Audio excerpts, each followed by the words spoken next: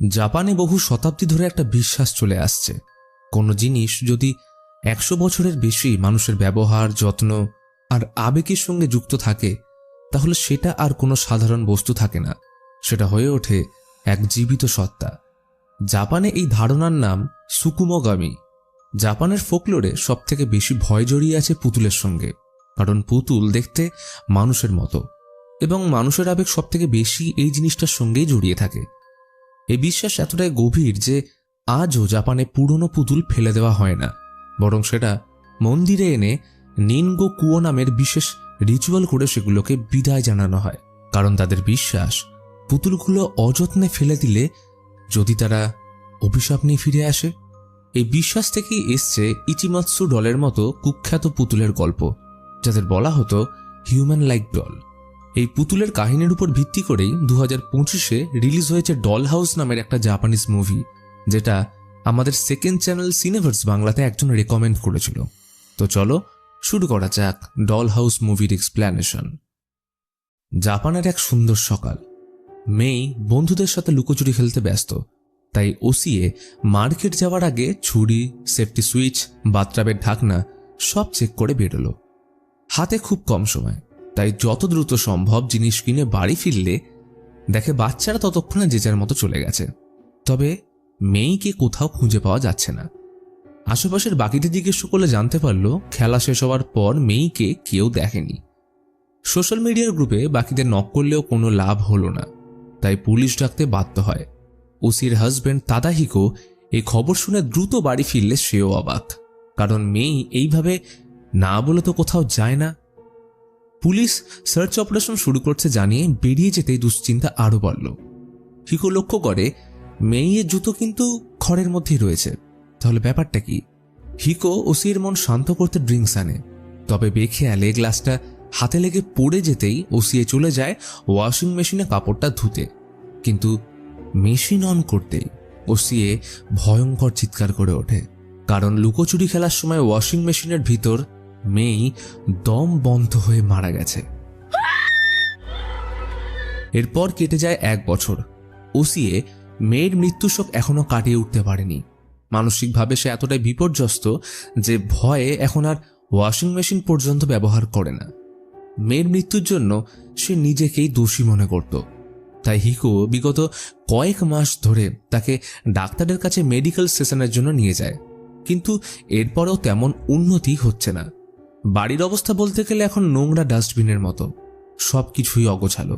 হিকোর মা তোশিকো একদিন বাড়িতে এলে উনি ওসির অবস্থা দেখে কাছের একটা টেম্পলের ঠিকানা দেয়, যেখানে মৃত মানুষের ব্যবহারিক জিনিস রিচুয়ালে জ্বালিয়ে অফারিংস করা হয়। মেয়ের জিনিসগুলো রিচুয়ালে দিয়ে যদি কোনোভাবে তার দুঃখ থেকে বেরিয়ে আসে, এই ভেবেই তিনি ঠিকানাটা ওকে দিলে ওসি এতে রাজি হয়ে যায়। পরের দিন ব্যালকনিতে টেম্পলেটটা নিয়ে দাঁড়িয়ে ওসিয়ে নিজের ভাবনায় ডুবেছিল। আচমকা হাওয়ায় সেটা উড়ে রোডে গিয়ে পড়ে। ওসিয়ে ধরতে যত এগোয় হাওয়ার বেগে সেটা ততটাই দূরে গিয়ে পড়ে। অবশেষে টেম্পলেটটাকে পেলে দেখে সেইখানে এক জায়গায় ছোট মতো করে হিউম্যান সাইজ অ্যান্টিক পুতুল বিক্রি হচ্ছে, যেটা জাপানে খুবই কমন। ওসিয়ে নজর যায় বক্সে রাখা একটা পুরনো পুতুলের দিকে, যেটাকে দেখতে খানিকটা মেয়ের মতো। হিকো কাজ থেকে বাড়ি ফিরে ওসিকে দেখে অবাক হয়ে যায়। তাকে আজ বড্ড আনন্দিত ফুরফুরে মেজাজে লাগছিল। যাক, কিছুটা হলেও সেশনগুলো কাজে দিয়েছে। এই ভেবে ফ্রেশ হয়ে খেতে বসতেই হিকো চমকে ওঠে, কারণ পাশের টেবিলে মেয়ের ড্রেস পরে বসানো রয়েছে সেই পুতুলটা। মেয়ে স্মৃতি ভোলাতে ওসিয়ে পুতুলটা চড়া দামে কিনে এনেছে। হিকো একটু অবাক হলো। পুতুলটা কিনেছে ভালো কথা, কিন্তু তাকে আলাদা প্লেটে খেতে দিয়েছে। হিকো বুঝতে পারল পুতুলটার পূর্ব ওনার যেই হোক না কেন তাকে খুব যত্ন সহকারে বানানো হয়েছে। যতদিন যেতে থাকলো ওসিয়ে যেন পুতুলটার প্রতি অবসেস হয়ে পড়ছে। তাকে মেয়ের জামা পরানো, চুল আঁচড়ে দেওয়া, সময় করে খাওয়ানো, নখ কেটে দেওয়া, তার জন্য মেয়ের রুমে ঘুমানোর ব্যবস্থা, ব্যাপারগুলো সত্যিই চোখে লাগার মতো। এমনকি পরের সেশনের ডেট আসলে ওসিয়ে পুতুলটা নিয়ে যায়। তাকে দেখে ডাক্তার খুশি, কারণ অনেকদিন পর ওর মধ্যে পজিটিভ চেঞ্জেস এসছে। কিন্তু হিকোকে চিন্তিত দেখে ডাক্তার জানায় কিছু ক্ষেত্রে মেন্টাল পেশেন্টদের ডল থেরাপি দেওয়া হয়। বিশ্বব্যাপী এক পরীক্ষায় দেখা গেছে ইমোশনাল রিকভারি ও ডিমেনশিয়ার মতো রোগে realistic baby doll first recovery করতে হেল্প করে। তাই ডাক্তার এই ব্যাপারে হিকোকে কোঅপারেট করতে বলে। হিকো একজন ভালো হাজবেন্ডের মতো সেটাই করে। তারা মার্কেট হোক বা কোথাও ঘুরতে যাওয়া, সব ক্ষেত্রে পুতুলটাকে এমনভাবে ক্যারি করতে শুরু করলো যেন এটা তাদেরই সন্তান।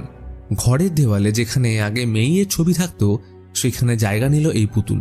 সাথে বাড়িতে এখন ঢুকেছে নতুন ওয়াশিং মেশিন। এইভাবে কয়েক মাস কাটে। একদিন ওসিএ সুখবরটা দিল, সে প্রেগনেন্ট। তাদের জীবনে বাড়ি আলো করে আসলো নাওমি। সময়ের সাথে তাকে নিয়ে ব্যস্ত হয়ে পড়লে অবহেলিত হতে শুরু করলো পুতুলটা। তার জায়গা হলো ঘরের এক কোণে বাকি পুতুলগুলোর সাথে। দেওয়ালে এখন ওর জায়গায় নাওমির ছবি। সেদিন নাওমি ভীষণ কাঁদছিল, কিছুতেই চুপ করানো যাচ্ছে না। তাই ওসিএ পুতুলটাকে নিয়ে তার পাশে রাখলে একটা সময় পর কান্না থামলে ঘুমিয়ে পড়ে।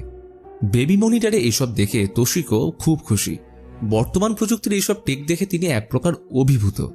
আচমকা নাওমি কেঁদে উঠলে গিয়ে দেখে ওর গলায় পুতুলটার মাথার চুল আটকে গেছিল। এতে যে কোনো দুর্ঘটনা ঘটতে বেশিক্ষণ লাগতো না। কিন্তু অদ্ভুত ব্যাপার, চুলটা এইভাবে গলায় জড়ালো কি করে? রাতে বাড়ি ফিরে আজকের ঘটনা শুনে এতদিন পর হিকো পুতুলের বক্সে জাপানি স্ক্রিপ্চারগুলো দেখে বোঝার চেষ্টা করে যে একটা সামান্য বক্সে এত কিছু লেখার কারণ কি। তারা সিদ্ধান্ত নিল এইবার থেকে তারা পুতুলটাকে বক্সে ভরে স্টোরেজ রুমে ঢুকিয়ে রাখবে। এরপর কেটে যায় 5 বছর। নাওমি এখন বড় হয়ে গেছে, স্কুলে ভর্তিও হয়েছে। আজ স্কুল থেকে কয়েকটা মার্বেল নিয়ে বাড়ি ফিরলে সেগুলো হাত থেকে পড়ে গেলে একটা মার্বেল গিয়ে ঢোকে ছোট্ট স্টোরেজ রুমটায়। নাওমি মার্বেলটা আনতে ঢুকলে একটা অদ্ভুত আওয়াজ শুনতে পেল।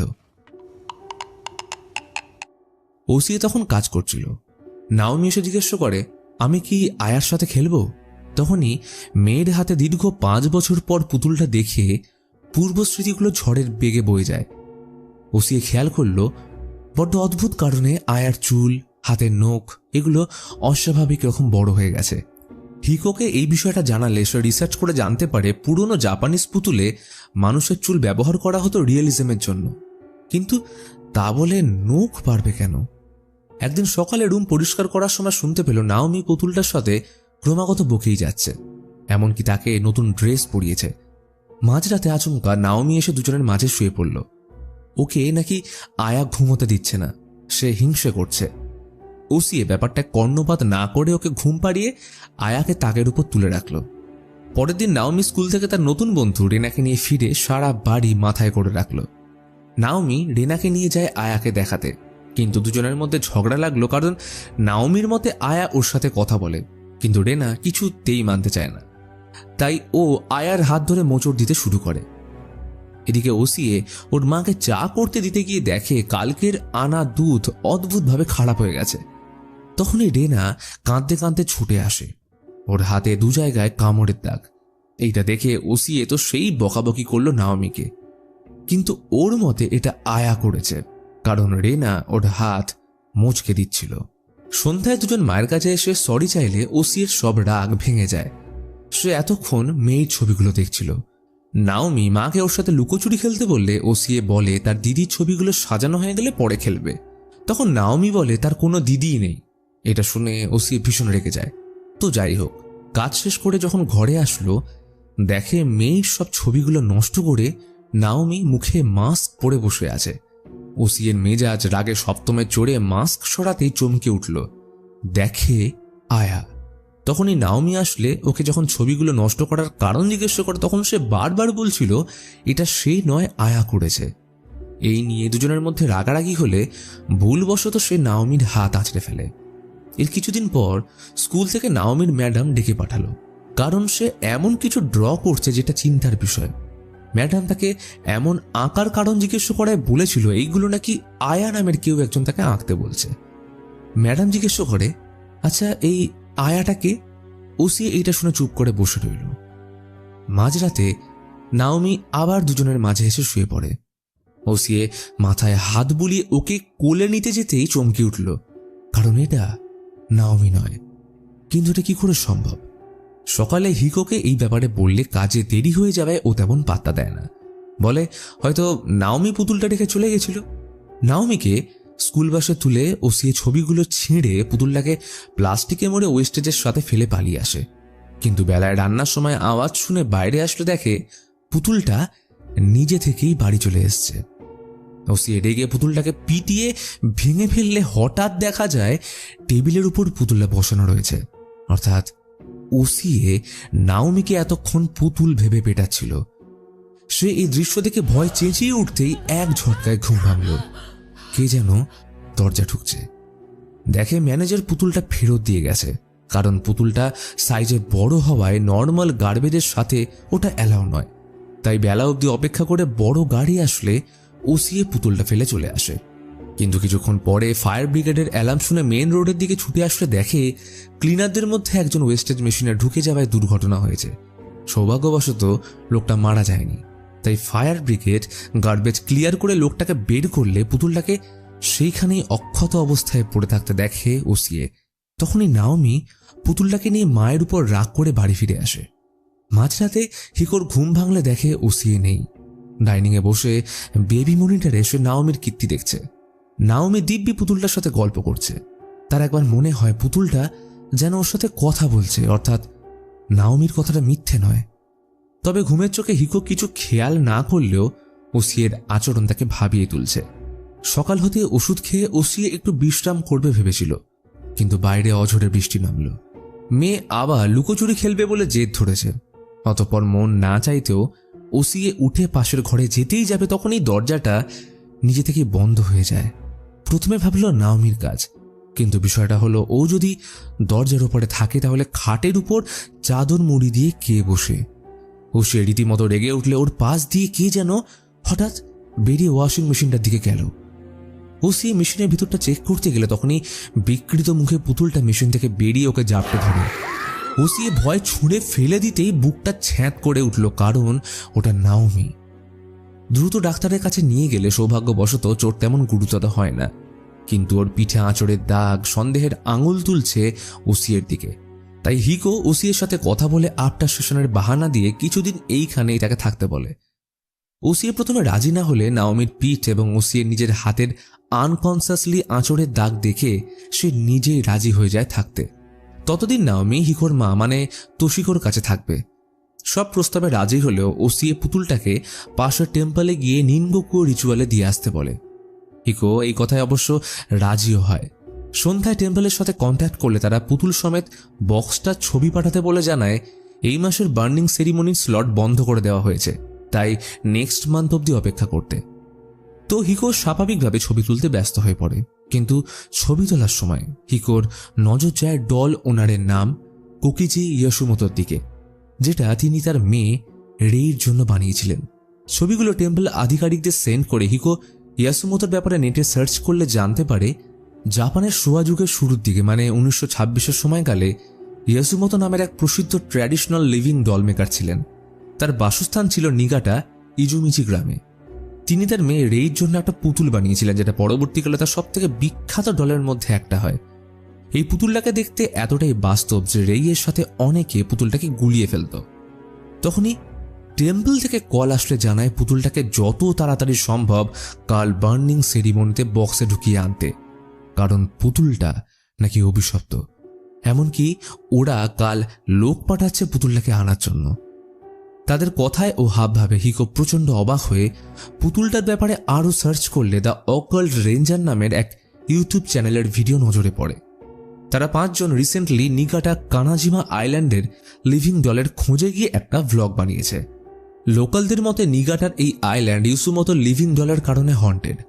শোনা যায় ইউসুমোতোর মেয়ে রেই একদিন আচমকা নিখোঁজ হয়ে যায়।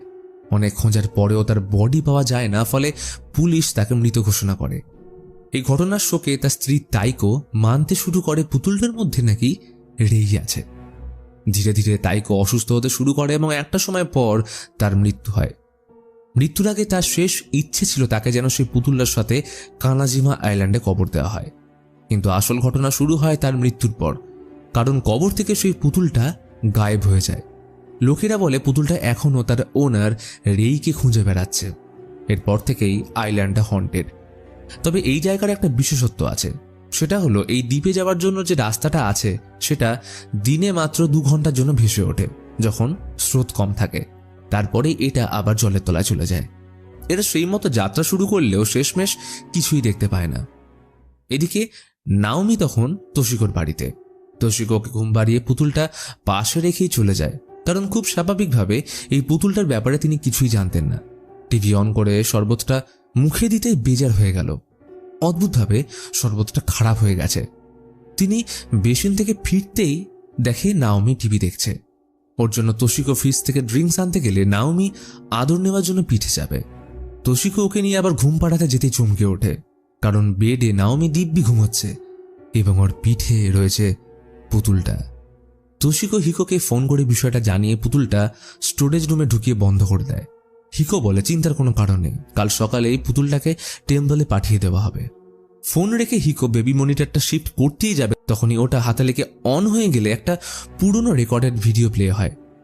দেখে নাওমি যখন আয়াকে জিজ্ঞেস করে তার বাড়ি কোথায়, তখন পুতুলটার সাথে নাওমি রিপিট করে একটা জায়গার নাম, নিগাটা প্রিফেকচার, কুরাকাওয়া জেলা, অর্থাৎ যেখানে ডল মেকার ইয়োসুমোতো তার মেয়ে রেইকে নিয়ে থাকতেন। এইখান থেকে সে আরও একটা অদ্ভুত তথ্য জানতে পারে যে জাপানের কিছু জায়গায় রেই নামটাকে বিভিন্নভাবে উচ্চারণ করা যায়, যার মধ্যে একটা হলো আয়া, অর্থাৎ যে নামটা নাওমি পুতুলটাকে দিয়েছিল। এটা জানা মাত্রই হিকো সেই রাতেই বক্সটা নিয়ে রওনা দেয় মায়ের বাড়ি। এদিকে তোশিকো শুনতে পেল স্টোরেজ রুমটা থেকে ঠক ঠক আওয়াজ আসছে। সে গিয়ে চেক করলে দেখে পুতুলটা নেই। তখনই ভয়ে নাওমির রুমে আসলে দেখে সেও উধাও।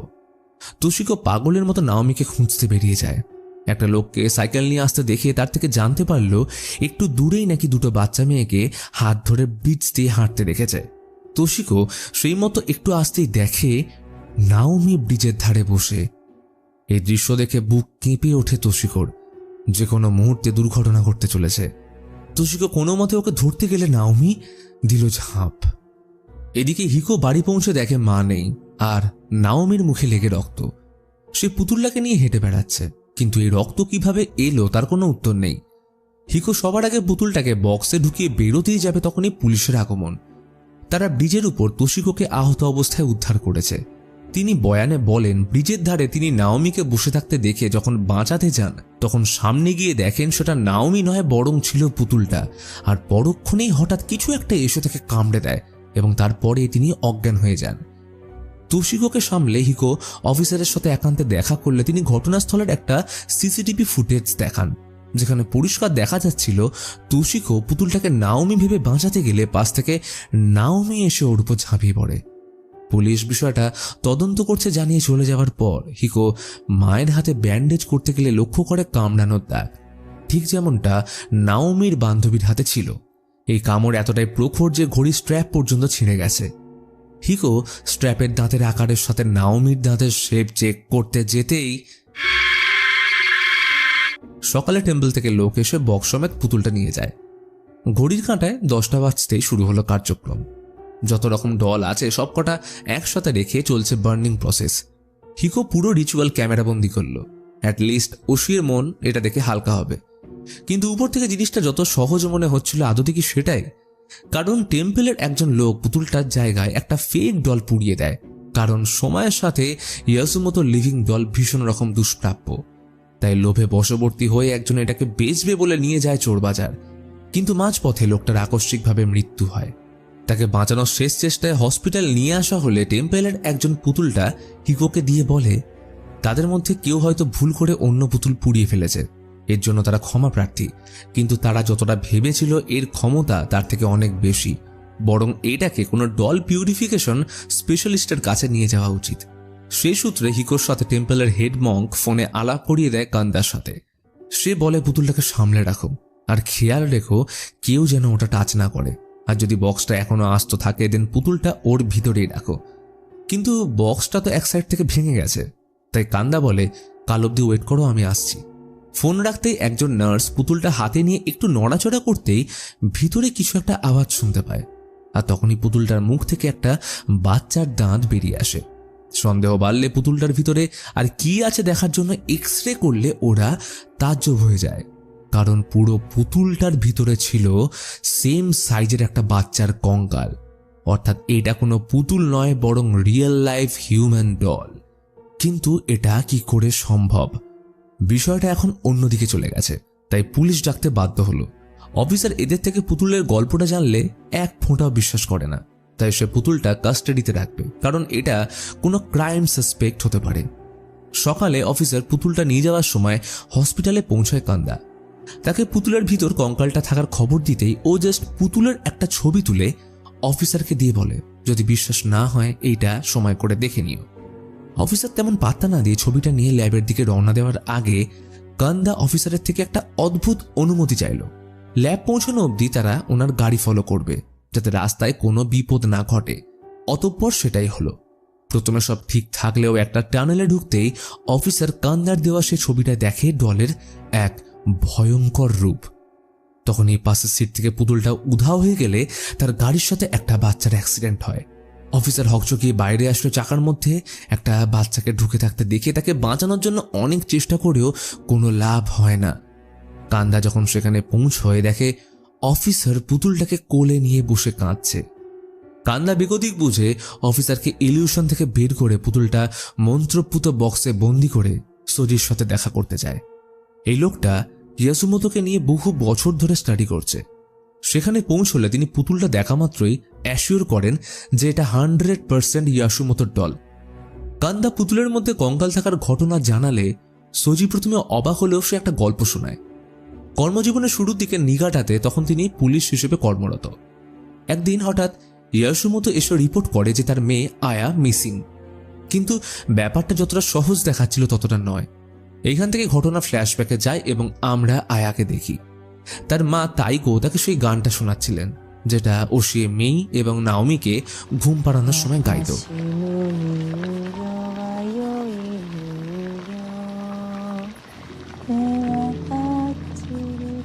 আয়া জন্ম থেকে প্রচন্ড অসুখে ভুগত। সে বাইরে কোথাও যেতে পারত না। ফলে লম্বা সময় ধরে এমন চলার পর একদিন তাইকো আয়াকে নিয়ে চিরতরে শেষ হতে চেয়েছিল, কিন্তু দড়ি ছিঁড়ে যাওয়ায় তাইকো বেঁচে গেলেও আয়ার মৃত্যু হয়। তখন ইয়াসুমোতো তাইকোর ক্রাইম ঢাকার জন্য আয়াকে জলে সেদ্ধ করে তার স্কেলিটনের উপর মাটি লেপে সবথেকে মূল্যবান, সুন্দর ও বিখ্যাত পুতুল বানায়, যেখানে ছিল আয়ার নিজস্ব চুল আর নখ। এইটা জানার পর ওশিয়ে বুঝতে পারে আয়ার সাথে যা যা হয়েছে সেগুলোর ছবি এতদিন নাওমি ড্র করত। এরপর তাইকোর শেষ ইচ্ছে অনুযায়ী কানাজিমা আইল্যান্ডে পুতুলটাকে তার সাথে কবর দেওয়া হয়। অর্থাৎ হিকোরা যেটাকে এতদিন পুতুল ভাবছিল সেটা আসলে আয়ার বডি। তবে সোজি একসময় কানাজিমাতে তাইকোর কবর খুঁজতে গেলে দেখেছিল কবরে পুতুলটা ছিল না। সবাই এটাকে ভৌতিক ঘটনার সাথে কানেক্ট করলেও আসল সত্যিটা হলো সেই সময় ইয়াসুমোতোর ডল চড়া দামে বিক্রি হতো। তাই কিছু লোক কবর খুঁড়ে পুতুলটাকে চোরবাজার বা অ্যান্টিক শপে বেচে দিলে সেটা হাত বদল করে ওশির কাছে পৌঁছয়, আর যেখান থেকে শুরু হয় সব বিপত্তির। সোজি নিজেও এই পুতুলটা সারা জীবন খুঁজে বেরিয়েছে, কিন্তু সেটা যে এইভাবে তার কাছে আসবে কখনোই ভাবেনি। সব ঘটনা জানার পর সোজি পুতুলটা তার কাছে রাখতে রাজি হয় না। অতঃপর কান্দা সিদ্ধান্ত নেয় নিগাটার আইল্যান্ডে আয়াকে তার মায়ের কবরে ফিরিয়ে দেওয়ার। তবে আয়ার ঘটনা জানার পর ওসিএ অভিযানে তার সাথে যাওয়ার জেদ করলে হিকোর সাথে তারা বেরিয়ে পড়ে নিগাটার উদ্দেশ্যে।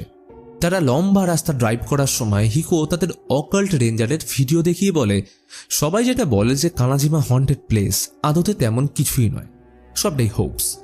কিন্তু কান্দা ভিডিওতে একটা জিনিস লক্ষ্য করে, অকাল্ট রেঞ্জারদের গ্রুপের 5 জন সেখানে গেছিল, কিন্তু আইল্যান্ড থেকে ফেরার পথে তাদের 5 জন ছাড়াও ভিডিওতে আরেকজনকে দেখা যায়। তাহলে প্রশ্ন হলো, 5 জন যদি এক ফ্রেমে থাকে তাহলে ভিডিওটা কে করছিল? অবশেষে ওরা নিগাটাতে পৌঁছে হোটেল ভাড়া নেয়। সেই হোটেলে নিগাটার একটা পুরোনো ম্যাপ পেলে কান্দা সেটাকে তার রিচুয়ালে কাজে লাগায় এবং এর মাধ্যমে তারা তাইকোর কবরের নিয়ারেস্ট লোকেশন ট্র্যাক করতে পারে। কিন্তু এইটা করার সময় পুতুলটার ভিতরে থাকা আয়ার আত্মা ভয়ঙ্কর রূপে ওদের হন্ট করে এবং অনেক চেষ্টা করার পর তাকে মন্ত্রপুত কাপড়ের দ্বারা বন্দী করতে সক্ষম হয়। তবে এই রিচুয়ালের মাঝে কান্দা পায়ের গুরুতর আহত হওয়ার ফলে পরের দিন ওকে ছাড়াই 2 জন আইল্যান্ডের উদ্দেশ্যে যাত্রা শুরু করতে হয়। কান্দা ওদের সুবিধার্থে একটা মেটাল ডিটেক্টর দেয়, যা কবর খুঁড়তে কাজে আসবে। অবশেষে হিকো ঘড়িতে 2 ঘন্টার টাইমার সেট করে পাড়ি দিল কানাজিমা আইল্যান্ডে। তারা রিচুয়ালের জায়গা অনুযায়ী কবরের নিয়ারেস্ট লোকেশনে আসে, যার ল্যান্ডমার্ক ছিল ভগ্নপ্রায় টরি গেট। তারা অনেক খোঁজাখুঁজির পর মেটাল ডিটেক্টর ইউজ করে পেয়ে যায় তাইকোর কবর। সেটা ঢাকনা সরিয়ে দেখে সবাই যা বলতো একদম সত্যি। তাইকোর বডির সাথে পুতুলটা ছিল না।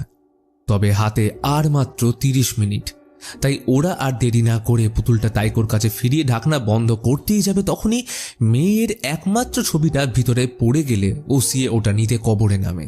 কিন্তু বেখেয়ালে ধূপের জ্বলন্ত অংশটা ভিতরে পড়ে পুতুলটাকে যে মন্ত্রপুত কাপড় দিয়ে বেঁধে রাখা হয়েছিল সেটা পুড়ে গেলে আয়ার আত্মা তাকে কবরে চেপে ধরে।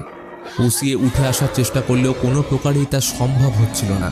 তবে কোনো ক্রমে বেরিয়ে এসে ঢাকনা লাগানোর সময় চুল আটকে গেলে মেয়ের ছবির ফ্রেম ভেঙে সেটার কাঁচ দিয়ে চুলের বাকি অংশ কেটে নিজেকে মুক্ত করে। অবশেষে সকল বাধা বিপত্তির পর স্বামী স্ত্রী মেয়ের স্মৃতি ও আয়াকে তার মায়ের কাছে ফিরিয়ে শান্ত হয়ে বসে রইল। সেদিন বাড়ি ফিরতে নাওমি মাকে জড়িয়ে ধরে। তবে হিকো পাশের রুমে একটা শব্দ শুনে সেখানে প্রবেশ করলে ধীরে ধীরে নাওমি ওসির গলায় চাপ বাড়াতে থাকে। ওইদিকে হিকো দেখতে পায় ওয়াশিং মেশিনের ভিতর মেয়ে চিৎকার করছে বাইরে আসার জন্য। ওসির সন্দেহ হলে আয়নায় দেখে বুঝতে পারে তাকে যে জড়িয়ে রয়েছে সেটা নাওমি নয় বরং আয়া। তখনই হিকো মেশিনের ঢাকনা ভেঙে মেয়েকে বের করতে গেলে ওসিয়ে বুঝতে পারে আয়া তাদের ইলিউশনের মাধ্যমে ট্রিক করে কবরে আটকে রাখতে চাইছে যাতে তারা আর বেঁচে ফিরতে না পারে। ওসিয়ে কিছুতেই হিকোর কোনোভাবে সম্বিত ফেরাতে পারছিল না। আর তখনই মেয়ের আত্মা তাদের সাহায্য করে এই ছলনা থেকে বেরিয়ে আসতে। সে বুঝতে পেরেছিল আয়া কখনোই এভিল ছিল না, বরং প্রথম দিন যখন ওসিয়ে তাকে বাড়িতে এনে নিজের মেয়ের মতো মানুষ করতে থাকে তখন সময়ের সাথে ওসিয়ের মধ্যে আয়া মায়ের মমতা খুঁজে পায়। সে তো নিদেন পক্ষেই একটা বাচ্চা যে চেয়েছিল শুধুমাত্র একটু মায়ের ভালোবাসা। মেয়ে আয়ার হাত ধরে ওর সাথে নিয়ে গেলে হিকো ওসিয়েকে কবর থেকে বের করে আনতে সক্ষম হয় এবং তারা নিরাপদে আইল্যান্ড থেকে ফিরে আসে। এরপর সময়ের সাথে সব কিছুই স্বাভাবিক হয়ে আসে এবং এই পরিবার ছোট্ট নাওমিকে নিয়ে আবার সুন্দর সুস্থ জীবন শুরু করে। আজ অনেকদিন পর তারা নাওমিকে নিয়ে ঘুরতে বেরোবে, কিন্তু অন্যদিকে কান্দা ইয়াসুমোতোর ব্যাপারে এক চাঞ্চল্যকর খবর জানতে পেরেছে, তাই তুশিকোকে নিয়ে ওদের সাথে দেখা করতে আসে। তবে দুর্ভাগ্যবশত হিকোরা বেরিয়ে যেতে কান্দা পৌঁছলে দেখে ওরা একটু আগে যে খাবারগুলো খাচ্ছিল সেগুলো সব পচে গেছে। এটা দেখে কান্দার বুক কেঁপে ওঠে। বেবি মনিটরে নাওমির ভিডিওটা তখনও প্লে হচ্ছে। সেখানে নাওমিকে আয়া বলছে তার সাথে মা এক্সচেঞ্জ করতে, কিন্তু কেন? আর এইখানে রিভিল হয় একটা বড় টুইস্ট। আসলে তারা এতদিন আয়ার ব্যাপারে অর্ধেক সত্য জানত, কারণ তাইকো ছোট থেকেই আয়াকে কোনোদিনও পছন্দ করত না এবং সে তার উপর অত্যাচার করত। ফলে আয়া তার মাকে একদমই পছন্দ করত না। এই জন্য সে ওসিয়ের ভালোবাসা পেয়ে হিংসার বশে নাওমিকে সরাতে চেয়েছিল ওদের জীবন থেকে। ফলে এখন ওদের সব থেকে বড় যে ভুলটা হয়েছে সেটা কবরে আয়াকে ফেরত দিয়ে আসা। এবং এরই সাথে দেখা যায় হিকো আর ওসিয়ে সেদিন থেকে এখনও ইলিউশনের মধ্যে রয়েছে এবং তারা আজ যাকে নিয়ে ঘুরতে বেরিয়েছে সে নাওমি নয় বরং আয়ার সেই পুতুল। তো ভিডিওটা কেমন লাগলো অবশ্যই কমেন্ট করে জানাও, এবং তোমরা যদি এইরকম আরও কিছু ভালো জাপানিজ মুভি দেখতে চাও তো স্ক্রিনে দেখো দুটো ভিডিও শো হচ্ছে, এটা ক্লিক করো।